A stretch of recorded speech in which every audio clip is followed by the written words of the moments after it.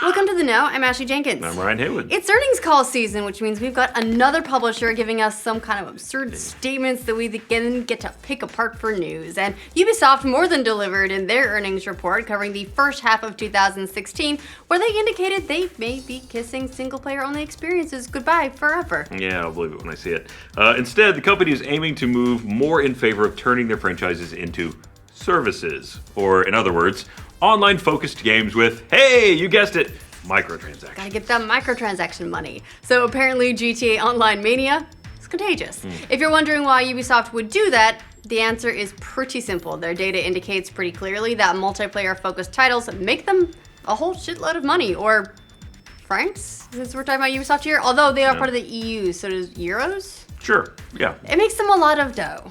Though, if data was always correct, then Titanfall 2 would have sold much better. Yeah. This change of direction might be a bit disconcerting for longtime fans of Ubisoft's solo franchises, but according to CEO, that guy, Yves Guillemot. Yves Guillemot. It's French. Yves Guillemot? Yves Guillemot. Yves Guillemot. Their success this year shows multiplayer is the way to go.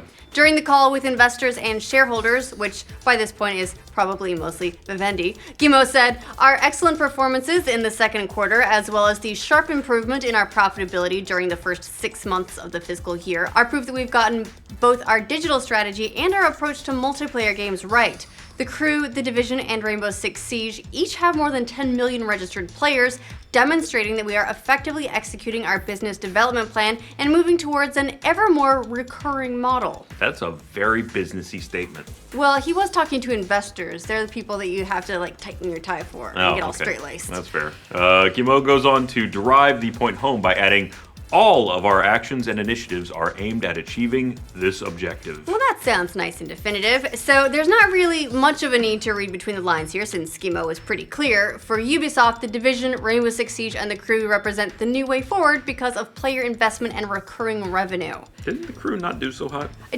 A lot of them didn't start off well, but I guess that's the beauty of some of these online games is they overhaul them like they did with The Division, for example, and then they take off, and having those players continuing to play and continuing to buy stuff via microtransactions is going to make them more money than just one sale that then gets traded and then they, never see it again. You're saying people are still playing The Division?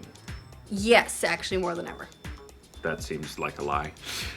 It's sort of strange that they're using those games as their metric here. Rainbow Six Siege reportedly handles microtransactions and season pass content fairly well. I agree, it's a great game.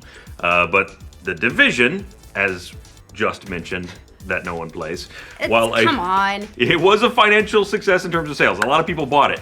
But it's really hardly the shining example of player engagement. But they just did an enormous overhaul on it. I mean, look, so on PC, there have been reports that concurrent players did drop by as much as 90% at launch, following mounting player frustration at the endgame content, plus significant glitches and exploits that made PvP unbearable.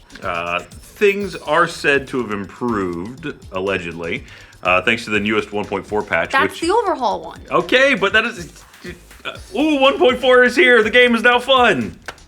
Yeah. No. Look, if you can take a game that wasn't doing well at launch and then make it better and get more people playing it, that's a win. I agree with you. That is what game companies should be doing, is supporting the game and finding a way to make it better. Destiny is a great example of a game that really turned around a lot in its post-release lifetime. So the Division got the 1.4 patch, which essentially kind of reinvented the entire game to some degree. There's probably no way Ubisoft has recaptured all of that early player base. That does seem to be the case, seeing as how they're pumping up 10 million registered users for the Division rather than the active users. Well, I don't know. I mean, so it hasn't received the majority of its season pass content. That's one of the big issues, probably. I would imagine that they'll get more users back with that because they did spend a lot of time fixing the game. So if the game is making recurring revenue at all, that's great. Yes, that's true. Anyway, despite all that, the overall strategy seems to be working just fine for them. According to some slides they included in their earnings call, which were posted over to NeoGAF, multi-centric titles not only do way better in terms of daily average users, they also perform better in terms of recurring investments, with people coming back repeatedly to spend more money. Similarly, multiplayer-centric titles also tend to bring in way more revenue in their second year. Let's say 44% of the first year's revenue for multiplayer games, while single-player games only bring in about 11% of the first year's revenue in their second year. As such, it seems like Ubisoft will make sure that all Ubisoft titles will have this focus from now on, which certainly spells some big changes for games like Assassin's Creed. It's an MMO now. Yeah, and Splinter Cell. They're not even going to have a campaign for it. Peter Moore said no one cares about campaigns anyway. If they ever get around to doing another one of either of those in the future. So does that mean Assassin's Creed is going to turn into an online-only game? Probably not exactly. I mean, Watch Dogs 2 shows that Ubisoft is still going to be releasing single-player games. However, some of the DLC packages they're offering give hints about how they do plan to support the game long-term. And to be fair, games that are currently in development and are coming out in this game season would not have really been subject to this new mandate. So this is what we'll see going forward, not things that are already in the pipeline. And it can take a year or two or three for us to see those sorts of things that are just starting now, given the life cycle of development. Or like 7 if you're Owlboy. That was like 9 years, man. Yeah, it was forever. I don't even know what that game is. I just know it took forever. Dude, we need to talk about We need this to talk about because Owlboy? super cute, pixel art, Metroidvania game, Owlboy. amazing. Anywho, Getting back to things like Ubisoft and their investor calls. in the just announced $40 season pass, doesn't feature much single-player content at all. This is talking about for Watch Dogs 2. But instead, mostly focuses on cooperative play with different types of enemies, new difficulty levels, new challenge modes, and some cosmetic skins. It shows that they think the best value for long-term profitability is giving players something to do online with their friends rather than more solo content. Although Ubisoft also said on its earnings call that pre-orders are coming in below expectations for Watch Dogs 2, so you never know, that might not work out so well for them. Still, it's definitely a peek at how they plan to balance multiplayer longevity with single-player campaigns. Even For Honor seems to be leaning that way too. We know that Ubisoft's Dynasty Warriors-esque historical hack and slasher is going to have its own single-player campaign, but remember that they introduced it first and foremost as a multiplayer versus game. They waited an entire year to show the campaign. Yeah, and it's actually going to have 5 different multiplayer modes and over 12 selectable heroes with matches centered around 4v4 combat. And you can probably expect some form of cosmetic microtransactions, plus an expensive season pass game to round out the experience. You have to pay extra to braid your beard. And another of their upcoming titles, Steep, is all about shared social spaces and extreme sports. From what we've seen so far, there's probably very little you can do in that game offline, if anything.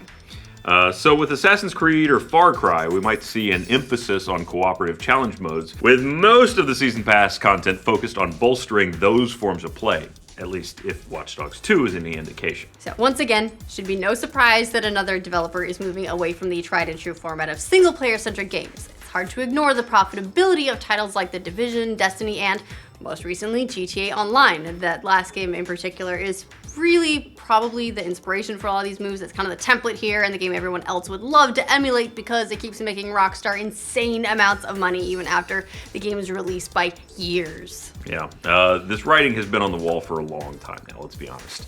Publishers now value how many players they can get coming back every day more than they care about how many of them are buying the game at launch. That's why they brag about it every earnings report and press release. Your $60 is just the beginning of the timeline, and their real goal is to turn that into another $60 if they can. And the best part of that second $60 is it doesn't come with near the overhead of the first $60, where they're trying to make back their budget and all the money they spent making the game. So this just in, they really want you to pay twice as much. It would be nice for developers to see that there are just as many arguments for compelling single-player experiences out there. Bethesda games like Doom, Fallout 4, Skyrim Special Edition, they've all sold really well, for instance, and they're all single-player focused. Plus, you've got some other examples like Uncharted 4, The Witcher 3, Metal Gear Solid 5. Before that, Ubisoft's own Assassin's Creed games thrived without much of a multiplayer focus, even though they were kind of doing the same thing year over year. That's true. But it's kind of hard to argue with the almighty franc or euro or whatever. Dollar. And Ubisoft and others are simply doing the thing that makes the most business sense. Until players can stop throwing money at them for it on online settings, that's pretty much how it's going to continue to be. And that probably won't happen because fun. Impulse purchases are a thing. GTA Online is fun. That's what they've got to combat the fact that GTA Online is fun. If they can't make a game that isn't fun and that you don't want to spend the money, then all this will stop happening.